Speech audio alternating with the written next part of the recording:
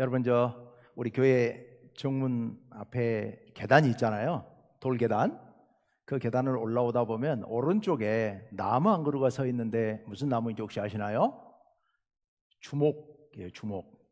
주목이라는 나무가 한 그루 서 있습니다. 제가 10년 전에 여기 전주에 내려왔을 때 그 나무가 저게 살 수 있을까 싶을 정도로 참 초라했습니다. 나무 밑동 굵기가 제 엄지손가락보다 약간 더 커 보였어요. 조그맣거든요. 근데 저 나무가 참 더디 크는 나무입니다. 근데 지금 키가 굉장히 컸습니다. 2배 이상 컸습니다, 키가. 그리고 밑동은 제 팔뚝보다 훨씬 굵어졌습니다. 와, 이게 크긴 크는구나. 이게 자라고 있습니다.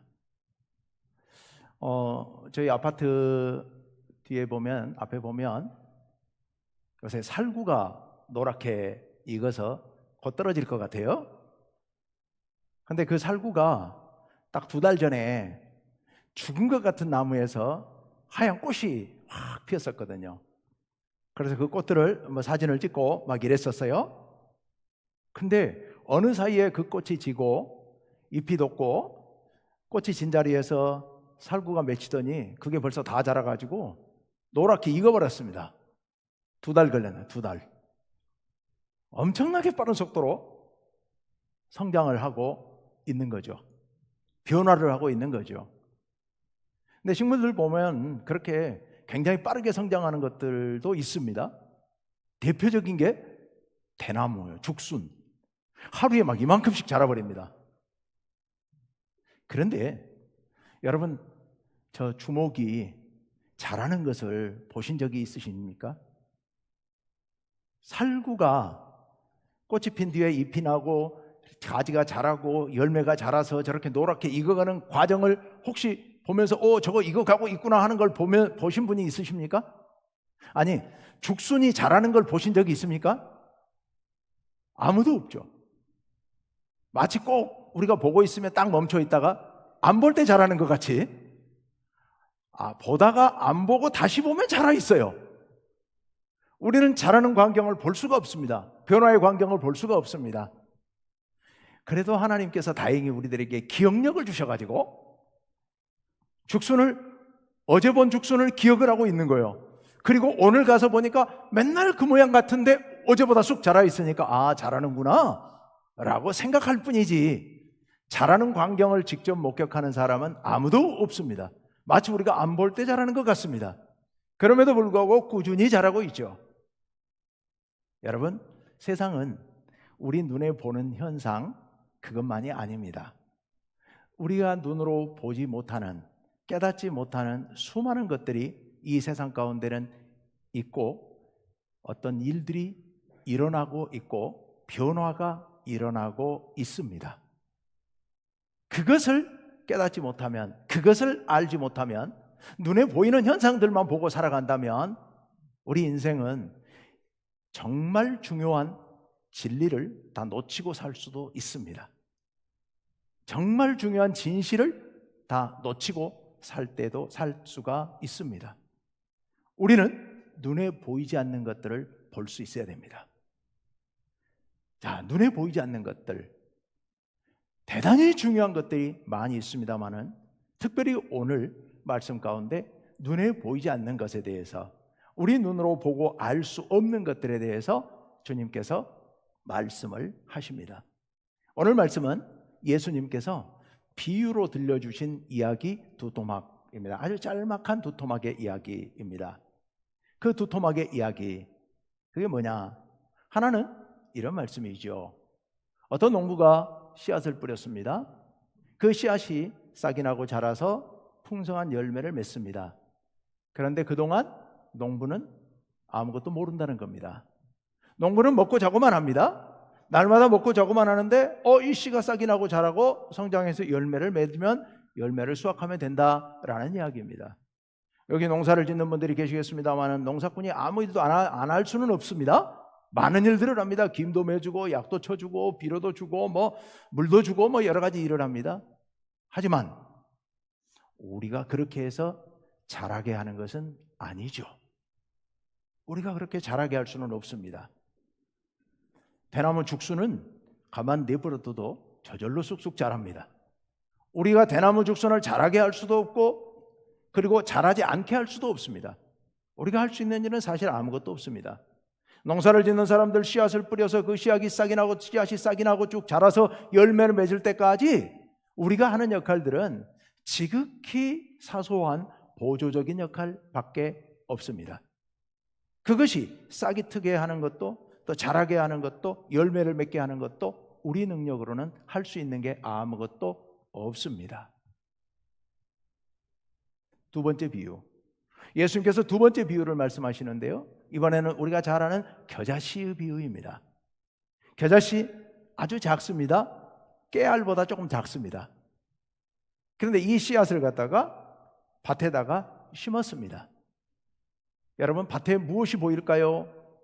아무것도 보이지 않습니다. 거기다가 씨를 뿌린 사람만 알 수 있죠. 씨를 뿌렸다는 사실 정도. 씨를 뿌린 사람 보고도 거기에 심어진 겨자씨가 정말로 심었다는 것을 증명해 보이라고 하면 겨자씨를 찾아가지고 여기 심었잖아 이렇게 보여줘야 되는데, 그럴 수 있는 사람이 누가 있을까요? 특별히 표시를 해놓지 않으면 겨자씨를 심어놓고도 자기도 깨닫지 못하고 자기도 찾을 수도 없을 만큼 흙 속에 섞이면 아무런 티가 나지를 않습니다. 심었는지 안 심었는지를 알 수가 없다는 얘기입니다. 그런데 여러분, 겨자씨를 심었는지 안 심었는지를 알 수 없다고 해서 겨자씨를 심지 않은 것은 아니죠. 겨자씨가 없는 것은 아닙니다. 겉으로 보기에는 똑같습니다.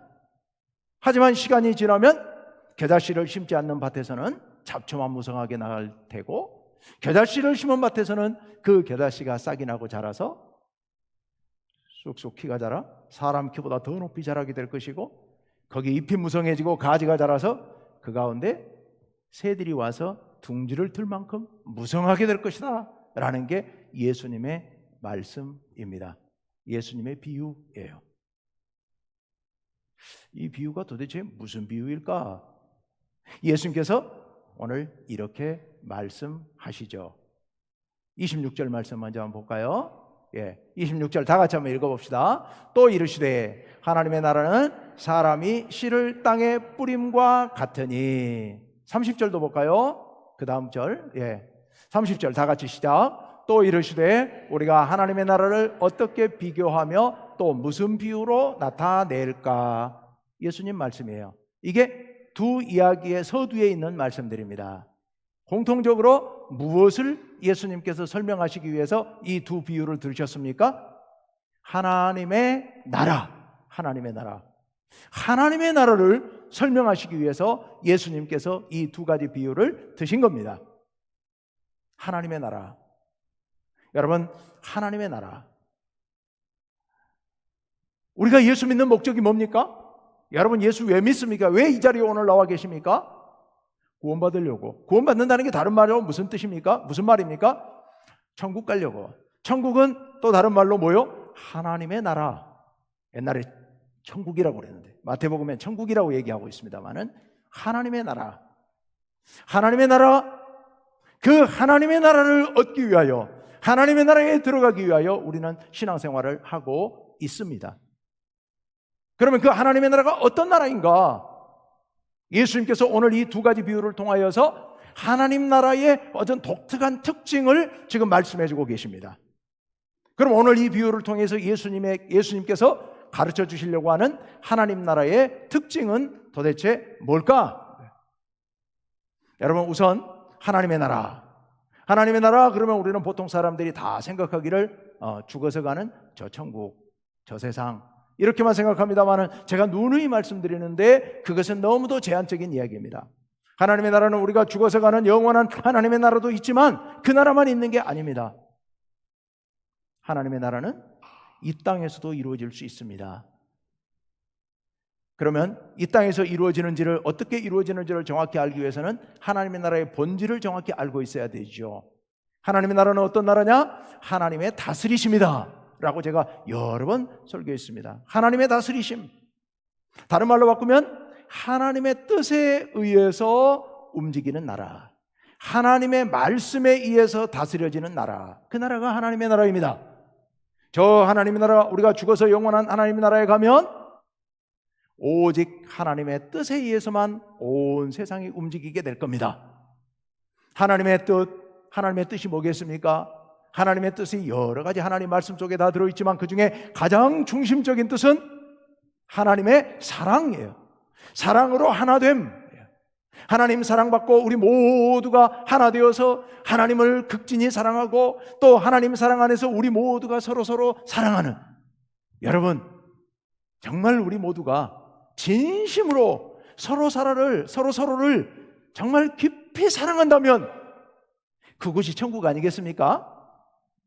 설령 그곳이 이 땅에 있으라 하더라도, 설령 그곳이 지옥이라 하더라도 그곳에서 우리 모두가 정말 극진하게 사랑할 수 있다면 그곳이 하나님 나라인 줄로 믿습니다. 저 천국 죽어서 가는 저 위에 가서 살아도 그곳에서 서로 미워하고 시기하고 싸우고 다투면 그거 여러분 지옥이죠.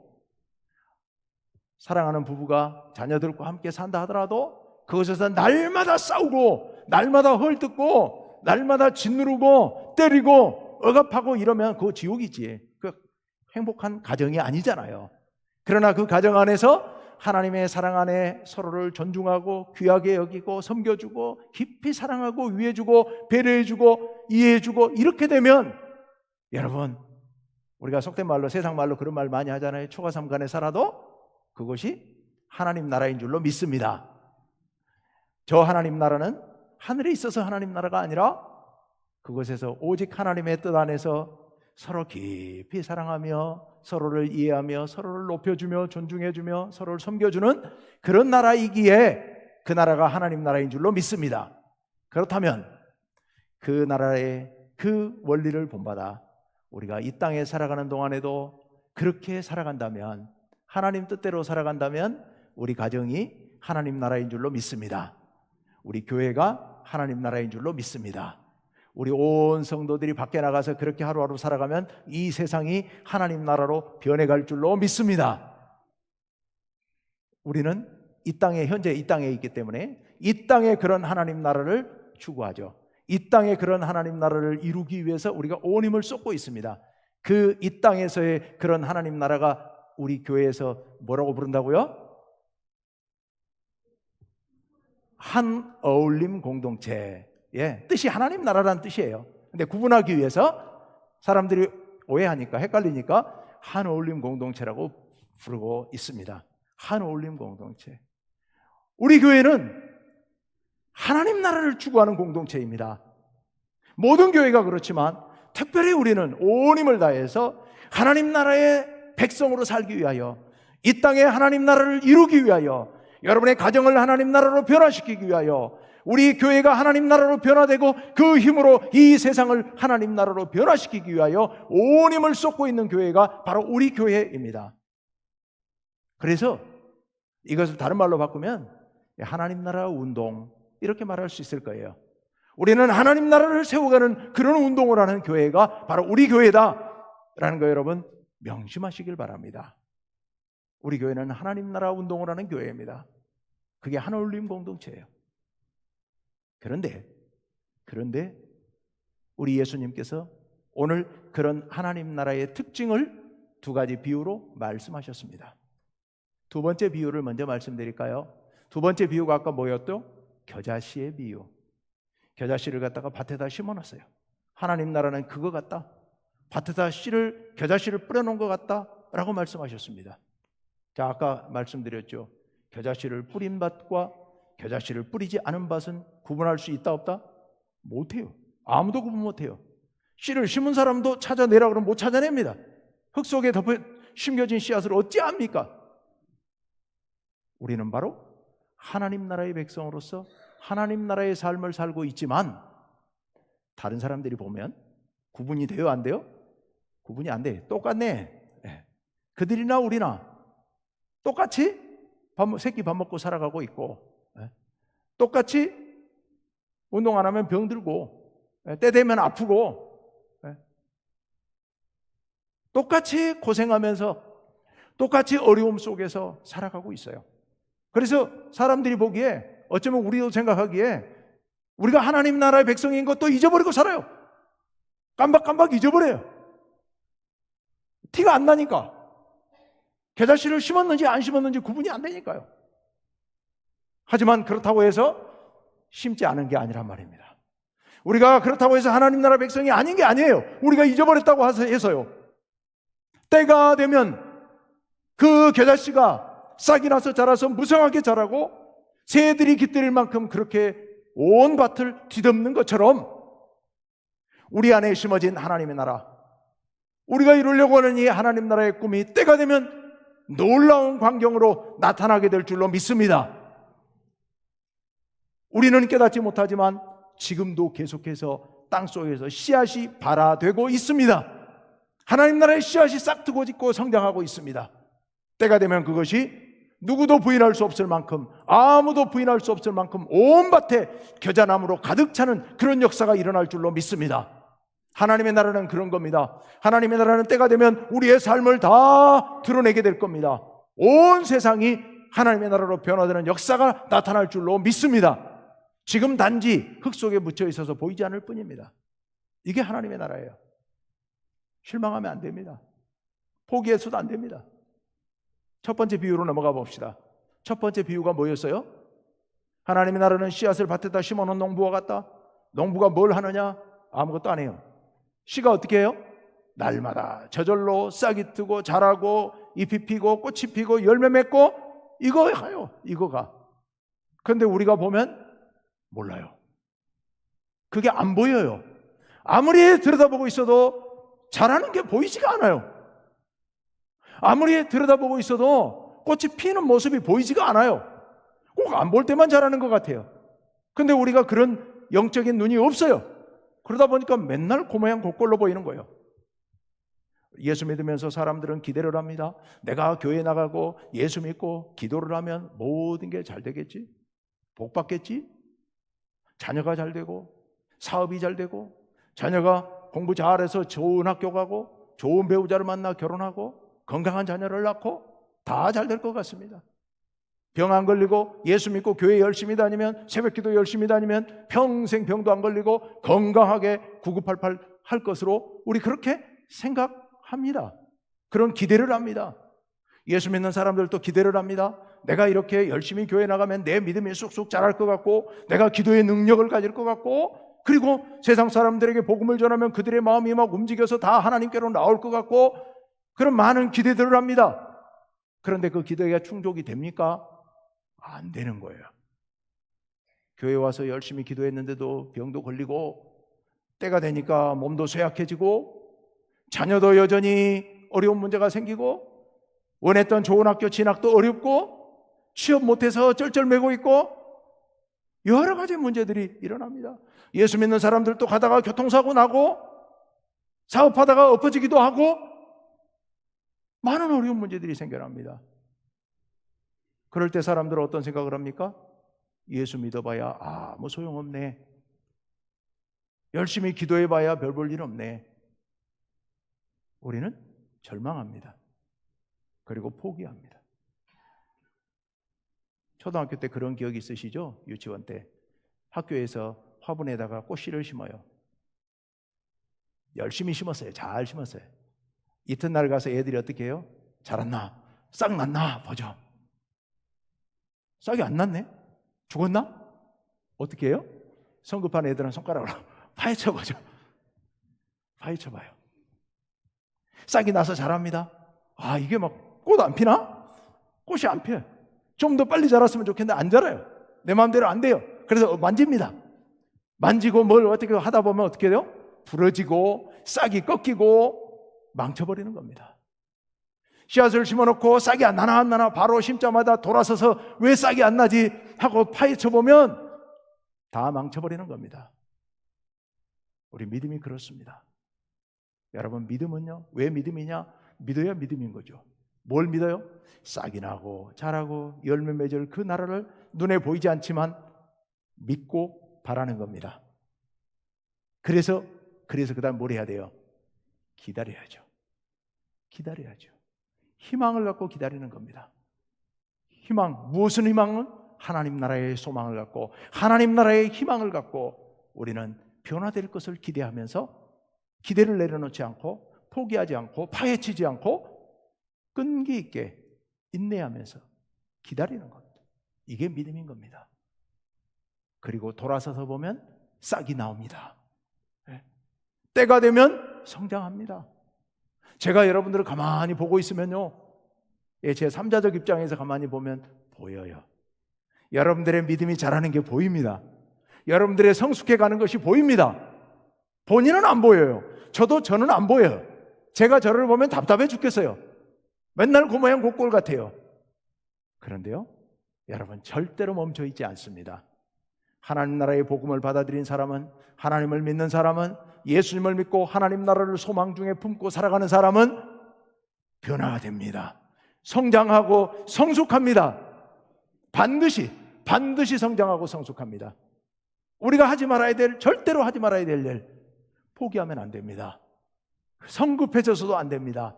그래서 파헤쳐져서 안 됩니다. 때가 되면 성장해서 때가 되면 풍성한 열매를 맺을 것을 기대하면서 우리는 나아가야 됩니다. 우리는 농부들입니다.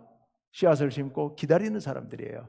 그리고 우리가 해야 할 일도 있습니다. 크진 않지만 보조적인 일들을 해야 됩니다. 물이 필요할 때 물도 좀 주고, 김이 나면, 잡초가 나면 김 매주기도 하고, 흙도 복돋아 주고, 그리고 적당히 비료를 주거나 벌레도 잡아주고, 우리의 역할은 그것이 싹이 자라도록 할 수 없습니다. 열매가 맺도록 할 수는 없습니다. 하지만 잘 될 수 있도록 도와주는 역할은 할 수 있습니다. 그 모든 것은 누가 하시느냐? 하나님께서 하시는 줄로 믿습니다. 여러분의 믿음이 성장하도록, 여러분 안에 있는 하나님 나라의 꿈이 성장하도록 하나님께서 이끌어 가십니다. 여러분들은 하나님의 뜻에 순종해서 하나님께서 원하시는 일에 따라 열심히 도와드리기만 하면 됩니다. 여러분의 인생에 여러분의 노력은 도움의 역할입니다. 그렇게 여러분이 열심히 도우면 여러분 속에서 싹이 나고 성장하여 풍성한 열매를 맺게 될 것이고, 그로 인하여서 하나님 나라의 영광을 누리게 될 줄로 믿습니다. 절대로 실망하지 마십시오. 절대로 낭망하지 마십시오. 지금 잘하고 있습니다. 지금 열매가 맺어져 가고 있습니다. 열매가 익어가고 있습니다. 성급한 마음 갖지 마시고 인내를 가지고 소망을 가지고 믿음을 가지고 끝까지 끈기 있게 나아가십시오. 그러면 여러분도 모르는 사이에 놀라운 열매가, 깜짝 놀랄 만한 열매가 맺히게 될 줄로 믿습니다. 우리는 이 땅이 하나님 나라로 변화되기를 바라고 있습니다. 한올림 공동체가 되기를 바라고 있습니다. 우리 교회가 변화되기를 바라고 있습니다. 변해가는 게 보이시나요? 잘 안 보일지 모르겠습니다. 저는 보입니다. 여러분도 아마 유심히 보시는 분들은 보이실 줄로 압니다. 우리 교회가 변해가는 모습을 보실 겁니다. 우리 교회만 변하는 게 아니고 우리로 인해서 이 세상도 변해갈 줄로 믿습니다. 더 좋은 세상으로요. 하나님 나라는 소망하는 사람들의 것입니다. 제가 가슴에 늘 품고 사는 한 단어가 있습니다.